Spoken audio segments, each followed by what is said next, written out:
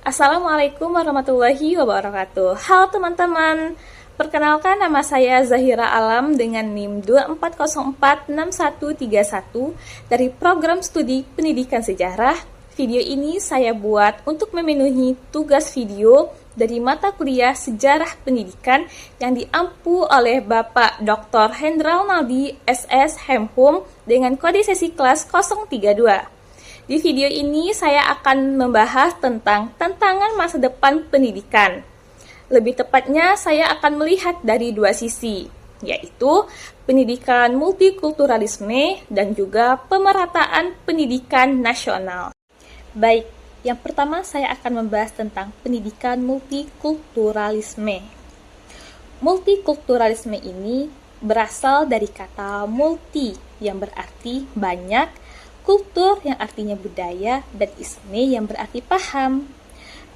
Jadi dapat diartikan bahwa multikulturalisme ini adalah paham yang mengakui bahwa adanya keberagaman budaya yang ada dalam kehidupan masyarakat.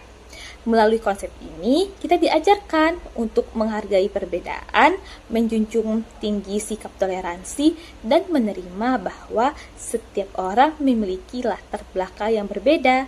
Di Indonesia sendiri, nilai tersebut sebenarnya sudah tercermin dalam semboyan Bhinneka Tunggal Ika.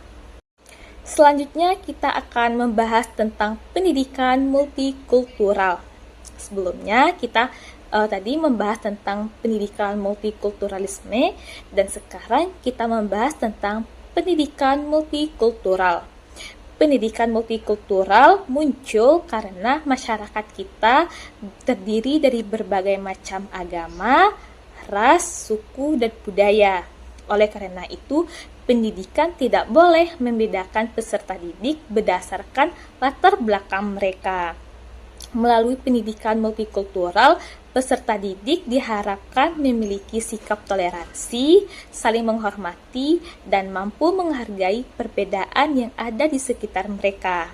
Dengan begitu, lingkungan pendidikan dapat menjadi lebih inklusif dan terhindar dari diskriminasi. Walaupun pendidikan multikultural memiliki peran yang penting, tetapi masih ada beberapa permasalahan yang terjadi loh teman-teman. Yang pertama adalah adanya perundungan atau bully yang bernuansa sara yang terjadi di lingkungan sekolah.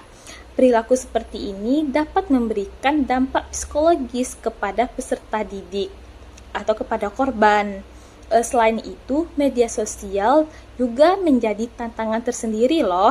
Saat ini berbagai konten yang mengandung unsur intoleransi dan rasisme dapat dengan mudah tersebar dan memengaruhi cara berpikir generasi muda.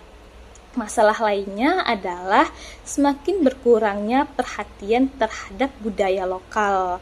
Banyak sekarang ini anak-anak muda yang lebih mengenal budaya luar dibandingkan budaya mereka sendiri. Jika hal ini terus terjadi, budaya lokal dapat semakin ditinggalkan.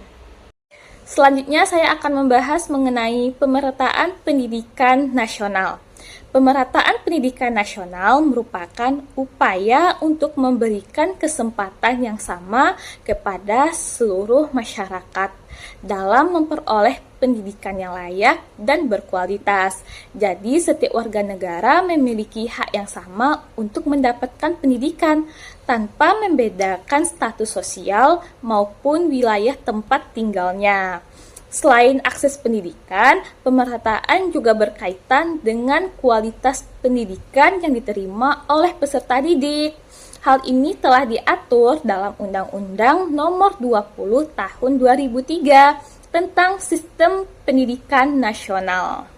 Beberapa ahli juga memberikan pandangannya mengenai pemerataan pendidikan. Yang pertama adalah Ki Hajar Dewantara.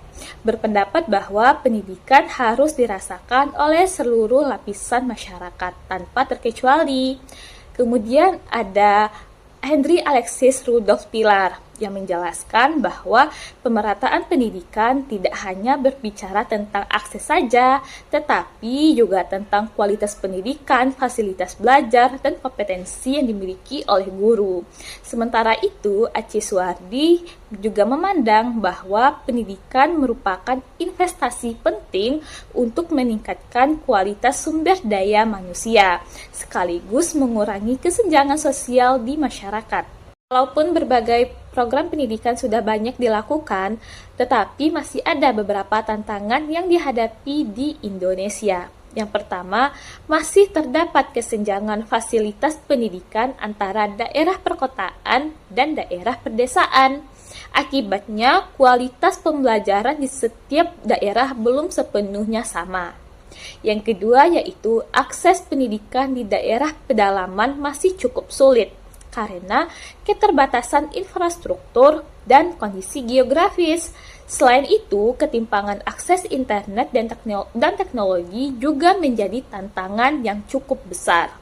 Tidak semua sekolah itu memiliki fasilitas dan teknologi yang memadai, sehingga pembelajaran berbasis digital belum bisa diterapkan secara maksimal di semua daerah. Dari pembahasan tadi, dapat kita lihat bahwa pendidikan multikultural memiliki peran penting dalam menumbuhkan sikap toleransi dan menghargai keberagaman.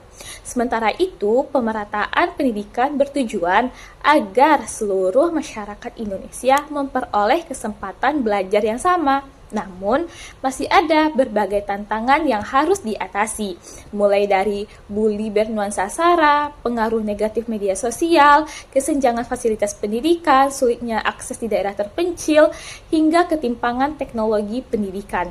Oleh karena itu, diperlukan kerjasama dari pemerintah, sekolah, keluarga, dan masyarakat agar pendidikan di Indonesia dapat menjadi lebih merata, berkualitas, dan mampu menghadapi tantangan di masa depan. Sekian video yang dapat saya sampaikan tentang tantangan masa depan pendidikan di Indonesia. Terima kasih sudah menyimak sampai akhir. Semoga materi ini dapat bermanfaat dan menambah wawasan kita semua. Wassalamualaikum warahmatullahi wabarakatuh.